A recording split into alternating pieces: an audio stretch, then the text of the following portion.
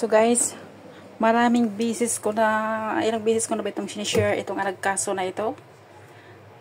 Ito pong anagkaso na ito, ang exact location po nito ay ito, i-check ulit.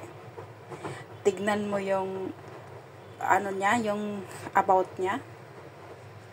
So nakita nyo yan, ang ginagamit nila ay Dubai. So tignan mo po itong page transparency. Yan, see all. Ayan po guys, Nigeria po yan ang gumamit ng page transparency ng Anagkaso Power. So nasa sa inyo na po kung hindi kayo naniwala sa akin, kasi kung babasahin niyo po is ito.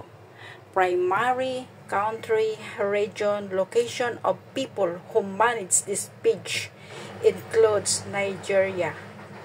So, one people who manage this page. So, siguro hindi ko alam kung ilang tao na ang nabiktima nito. Nakachat ko ito.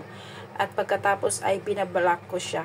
Tapos, ino-open ko siya. At ngayon, alam na niya kasi na nag-share ako ng call kay Prince Hamdan Paza. So, hindi na siya nanggamba ng gulo sa akin. Pero, yan. Ito, i-post ko na naman ito.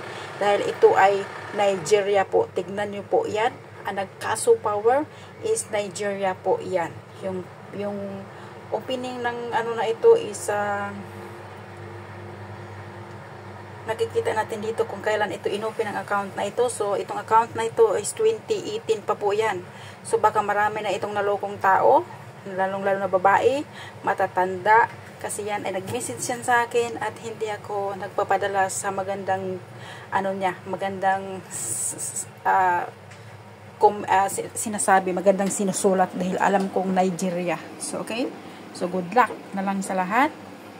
Sa hindi naniwala sa akin, so maghanda kayo ng maraming pera dahil pera ang kailangan ng mga taong ito na gumamit sa hulagway, sa picture na Prince Hamdan Paza Dubai. So good luck. So ito siya nagkaso. Tingnan ko kung anong message niya. Honey, I have been looking for you. Where have you been? I miss you so much. I love you with my whole heart. Tarantado. Tapos ang anuhin nila is yung royal card. Pagkatapos mag-offer yan ng certificate of marriage. At pagkatapos kung ano-ano pa. Ayun. Kung ikaw naman itong naniniwala din tulad ko na, pero ako sa totoo lang, gusto ko lang talagang malaman kung ano ang buong katotohanan. Kaya nalaman ko na ito pala ay talagang walang kabuluhan at lahat ay mga kasinungalingan. Okay? Kung kausap man natin ang totoong prinsipe, siya lang din nakakaalam niyan. O hindi natin alam kung bakit wala siyang ginawa na ihinto ang lahat ng ito sa social media. Kahit doon po sa TikTok, halos lahat po ay nandoon. Tapos bakit halos lahat ang gumamit ng feature niya ay Nigeria po at saka Pakistan.